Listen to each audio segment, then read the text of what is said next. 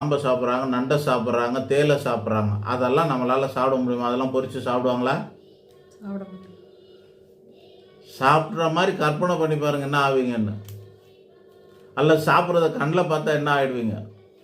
அப்போது அவங்க ரசிக்கிறாங்க, ருசிக்கிறாங்க, உங்களுக்கு அது மாதிரியான வரல அப்படின்ற மாதிரி தான் இங்கேயே அசைவம் சைவனும் போது சைவத்தை சாப்பிட்றவங்களால அசைவத்தை பார்க்கும்போது அவங்களுக்கு அருவருப்பாக கூட தெரியும்.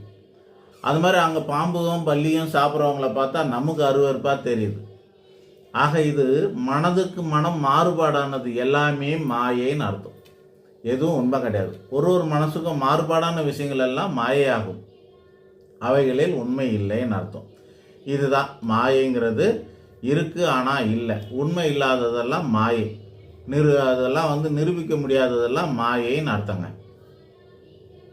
நன்றி, வணக்கம்.